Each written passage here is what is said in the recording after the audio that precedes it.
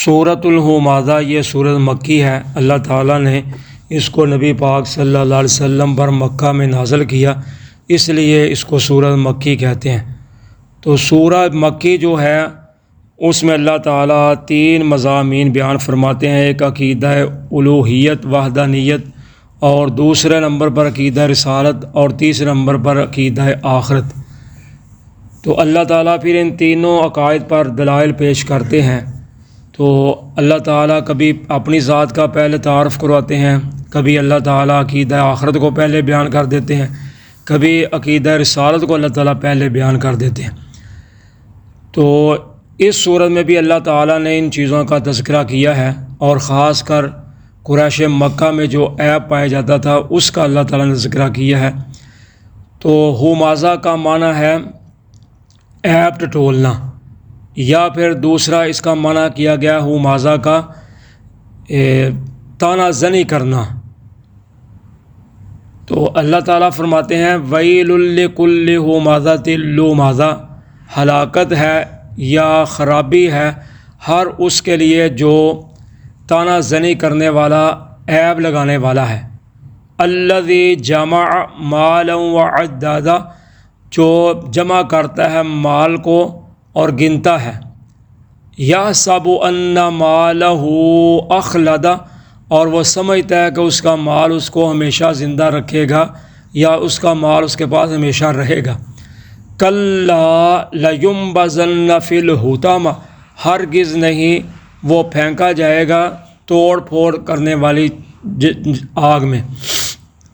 وَمَا أَدْرَاكَ مَا الْحُطَمَةُ، اور آپ کو کیا معلوم کہ حطمہ آگ کیا ہے؟ نار اللہ الموقدہ، وہ آگ ہے اللہ کی طرف سے جلائی ہوئی۔ التی تطلع علی الافئدہ، وہ آگ جو دلوں پر چڑھتی چلی جائے گی۔ انہا علیہم موصدہ، بے شک وہ ان پر ہر طرف سے بند کی ہوئی ہوگی۔ فی امد ممددہ، بڑے بڑے ستونوں میں۔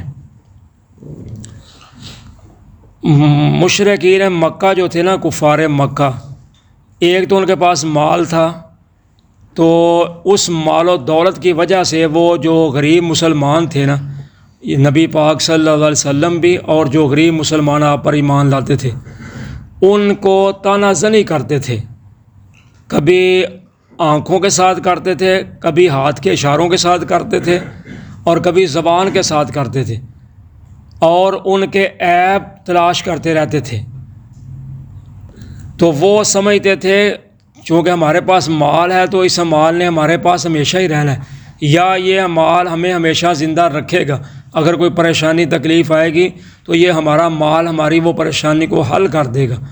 تو اللہ تعالیٰ نے ان کے یہ جو عیب تھے نا، ان کا تذکرہ کیا ہے، اور پھر آخر میں اللہ تعالیٰ نے عقیدہ آخرت کا تذکرہ کیا ہے۔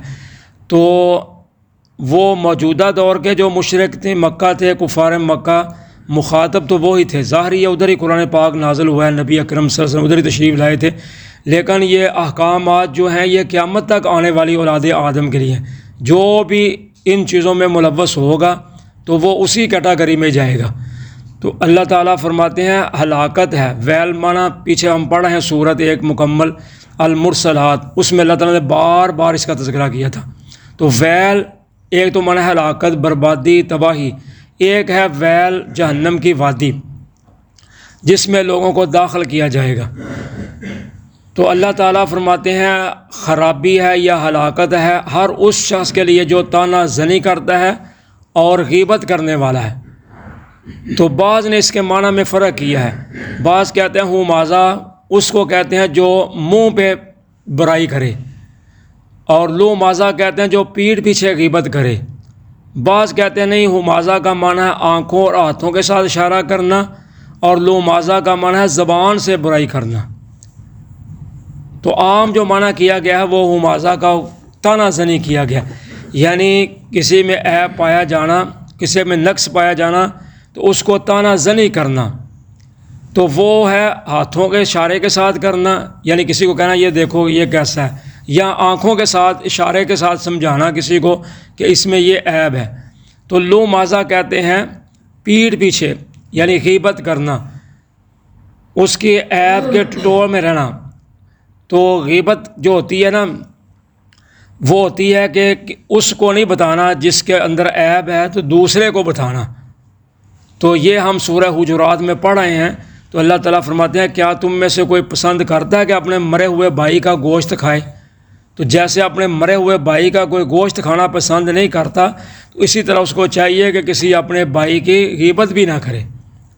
تو صحابہ کہنے لگے حضور اگر اس میں وہ بات پائی جائے تو پھر، یعنی جو میں کسی کو کہہ رہا ہوں دوسرے کو بتا رہا ہوں کہ اس میں یہ ہے، تو اگر ہو تو پھر فرمایا اسی کا نام تو غیبت ہے. یعنی اگر کسی میں کوئی گناہ یا برائی یا کمی پائی جاتی ہے تو اس کو کسی دوسرے کے آگے بیان کرنا اسی کا نام ہی غیبت ہے. اصل تو چاہیے کہ اس کو سمجھانا کسی طریقے سے پیار محبت سے، بھائی تجھ میں یہ غلطی ہے اس کو صحیح کرو، اچھا نہیں ہے، یا کسی ذریعے سے سمجھانا. پھر اگر نہیں سمجھ سکتے کہ یہ نہیں مجھ سے سمجھے گا تو پھر جس کو بتایا جا رہا ہے اس کو یہ کہا جائے کہ بھائی تو نے اس کو سمجھانا ہے، یہ نہیں کہ صرف اس کا مذاق اڑانے کے لیے اس کو بتا دینا، اس کو نہیں بتانا. اس کو کہتے ہیں غیبت. تو فرمایا اگر پائی جائے گی تو پھر ہی تو غیبت ہے. اگر نہیں اس میں یہ عیب تو فرمایا فقط بہتا ہو، پھر تو نے اس پر الزام لگا دیا. اگر ہے ہی نہیں غلطی تو اس کی غیبت کرتا ہے تو پھر تو نے اس پر الزام لگایا. اگر ہے تو پھر تو نے کی تو پھر اس کا نام غیبت ہے. تو آج معاشرہ اتنا اس بیماری میں ملوث ہے کہ جہاں بھی ہم کہیں دو بندے بیٹھ جاتے ہیں نا، یا عورتیں بیٹھ جاتی ہیں، کوئی بھی ہے، تو ہم یہی کرتے ہیں بس فلانے کی بات فلانے کی بات فلانے کی بات، بس ہم پھر شروع ہو جاتے ہیں. اپنا نہیں ہم دیکھتے کہ ہم سارا دن کیا کرتے ہیں یا ہمارے اندر کیا کیا عیب ہیں. ظاہر ہے ہم کسی کی کرتے ہیں تو ہماری بھی کوئی کرتا ہوگا، یہ تو نہیں ہوگا. لیکن آج ہوتا ہی یہی ہے، یا رشتہ داروں کی یا دوست و احباب کی بس غیبتیں شروع ہو جاتی ہیں، یا علماء کے خلاف لوگ بولنا شروع ہو جاتے ہیں، فلاں مولوی صاحب ایسے فلاں ایسے، یا پھر آج کل سیاستدانوں کا ہے کہ فلاں ایسا فلاں ایسا. بہرکیف کوئی بھی ہو، سیاسی ہو یا مذہبی ہو، رشتہ داری ہو یا دوست ہو، کوئی بھی ہو، کسی کا عیب نہیں ٹٹولنا چاہیے، کسی کی غیبت نہیں کرنی چاہیے، کسی پہ طعنہ زن نہیں کرنا چاہیے. پھر خاص کر سنی سنائی باتوں کے پیچھے چلنا یہ تو بہت بڑا گناہ ہے نا. اللہ تعالیٰ نے قرآن پاک میں فرمایا وَلَا تَقْفُ مَا لَيْسَ لَكَ بِهِ عِلْمٌ. سورہ بنی اسرائیل میں کیا میرے محبوب پیغمبر صلی اللہ علیہ وسلم جس چیز کا آپ کے پاس علم نہ ہو اس کے پیچھے نہیں لگنا. کیوں؟ ان السمع والبصر والفؤاد کل اولئک کان عنہ مسئولا. کل قیامت کے دن کان اور آنکھوں اور دل سے پوچھا جائے گا کہ بھائی تم نے کیا سنا، کیا دیکھا، کیا غور و فکر کیا. تو اس لیے آپ فرماتے ہیں انسان کے گناہ گار ہونے کے لیے اتنا ہی گناہ اس کے لیے کافی ہے کہ وہ سنی سنائی بات آگے پہنچا دے. تو آج ہمارے ہوتا ہی ایسا ہے، بات سنی بس اس کو آگے چھوڑ دیا، پوچھتے نہیں، تحقیق نہیں کرتے. تو اس لیے اللہ تعالیٰ نے فرمایا اے ایمان والو اگر تمہارے پاس کوئی فاسق فاجر کوئی خبر لائے تو پہلے اس کی تحقیق کر لو، یہ نہ ہو کہ بعد میں تمہیں پچھتانا پڑے. تو اس لیے ایسا نہیں ہونا چاہیے. بعض دفعہ ایسا ہوتا ہے بندہ برا گمان کر کے بیٹھا ہوتا ہے تو جب باری آتی ہے دلائل کی پھر بندہ جھوٹا پڑ جاتا ہے. تو اس لیے اللہ تعالیٰ فرماتے ہیں ہلاکت ہے ہر اس شخص کے لیے جو طعنہ زنی کرنے والا ہے، یا دوسرا معنی ہے عیب ٹٹولنے والا ہے، لو مازہ کا معنی غیبت کرنے والا، یا لو مازہ کا معنی زبان سے برائی کرنے والا. تو اللہ تعالیٰ فرماتے ہیں وہ کون ہے جو مال جمع کرتا جائے اور گنتا جائے، یعنی مال جمع بھی کرتا ہے اور گنتا بھی ہے. تو مال جمع کرنا منع نہیں ہے، شریعت میں اس کی اجازت ہے، لیکن منع وہ ہے جس کو بار بار گنا جائے، یعنی اس کو سنبھالتا جاتا ہے، گنتا جاتا ہے، تہے لگائی جاتا ہے، گنتا جاتا ہے، اس کو جمع کرتا جاتا ہے. تو یہ منع ہے. باقی اگر جب منع کرنا مال ہوتا تو پھر تو زکوٰۃ کا نظام ہی نہیں چلنا تھا. حج کیسے بندہ کرتا؟ اگر پیسہ جمع ہوگا تو حج کرے گا نا. اسی طرح زکوٰۃ پیسہ ہوگا تو زکوٰۃ دے گا. یعنی پیسہ جمع کرنا منع نہیں ہے. منع اس صورت میں ہے کہ بس اس کو سمیٹتے جانا، گنتے جانا، رکھتے جانا، اس میں سے خرچ نہیں کرنا. اللہ کے راستہ میں، عزیز و اقارب میں، اپنی ذات پہ، اپنے بال بچے پہ اس کے حقوق ادا نہیں کرنے، بس سمیٹتے جانا، سنبھالتے جانا، یہ غلط ہے. جیسے نبی پاک صلی اللہ علیہ وسلم نے اپنی ایک صحابیہ کو فرمایا تھا کہ تو نا ماپ کے چیز نہ پکایا کر، تولا ماپ کے نہ آٹا نہ گوندا کرو. یعنی ہر چیز کو ماپنا تولنا نہیں چاہیے، بس اندازے کے ساتھ چیز لے، پکا لے، کھا لے، جو بھی ہے اس کو ہر وقت ماپنا نہیں. اگر تم ماپو گے تو پھر اللہ بھی تمہیں ماپ کے ہی دے گا. یعنی کھلا ہاتھ رکھنا چاہیے، جو اللہ دیا وہ کھائیں، آگے پھر اللہ دے دے گا. صرفہ نہیں کرنا، اس میں کنجوسی نہیں کرنی، اللہ دینے والا ہے، اللہ کی ذات۔ تو یہ ہے مال جمع کرنا، پھر اس کو گن گن کے رکھنا۔ تو فرمایا وہ سمجھتا ہے کہ شاید اس کا مال اس کے پاس ہمیشہ رہے گا یا اس کا مال اس کو بچا لے گا، تو یہ نہیں ہو سکتا۔ مال نہ کسی کے پاس ہمیشہ رہا ہے، نہ اس نے رہنا ہے، یہ کبھی آیا کبھی چلا گیا، کسی کے پاس ہوتا ہے کسی کے پاس نہیں ہوتا۔ تو اس لیے مال پہ توکل کرنا کہ یہ میرا مال، جیسے پیچھے ہم پڑھ رہے ہیں کہ اس دن قیامت کے دن نہ اس کے مال کام آئے گا، نہ اولاد کام آئے گی، نہ بیوی کام آئے گی، نہ کوئی خاندان کنبہ قبیلہ کام آئے گا۔ تو اس دن پھر کہے گا انسان ہائے افسوس، کیا ہو گیا کہ میرا مال بھی آج میرے کام نہیں آ رہا جس کو میں نے سنبھال کے رکھا ہوا تھا۔ تو اس لیے اس دن کوئی چیزیں یہ کام نہیں آنی، نہ حسب و نسب کام آنا ہے، نہ مال و دولت کام آنا ہے۔ ادھر کام آنا ہے تو انسان کے اپنے اعمال آنے ہیں، اور اس کے بعد پھر اللہ تعالیٰ کی رحمت ہوگی۔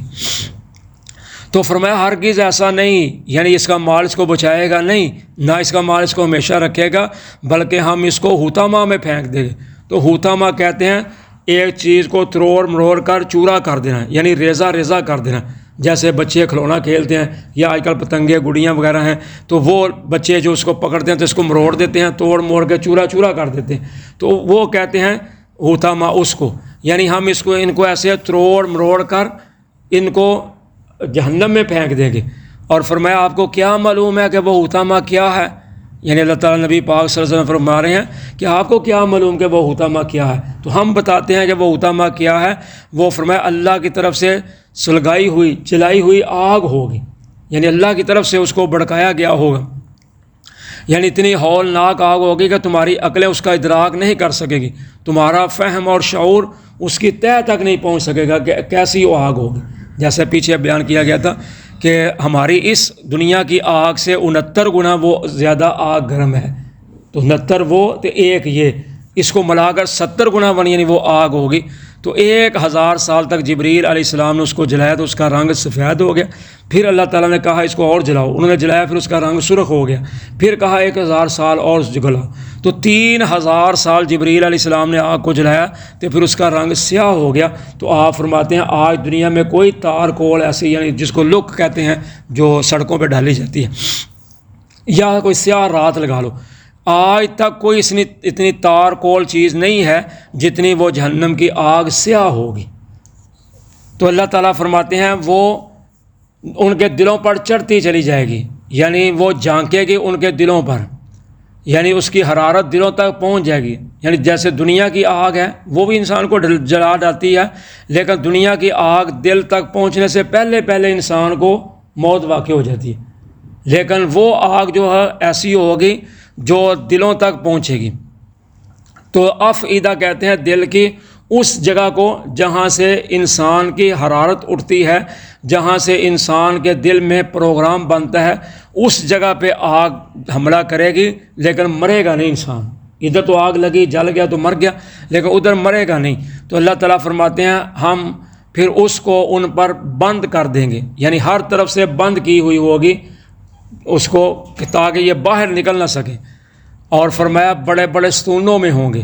تو اس کا مطلب یہ ہے کہ وہ آگ کے بڑے بڑے ستون ہوں گے، یا پھر یہ ہے کہ ان کو جہنم کی آگ میں بند کر کے ان کے اوپر بڑے بڑے ستون گاڑ دیے جائیں گے، رکھ دیے جائیں گے، کھڑے کر دیے جائیں گے۔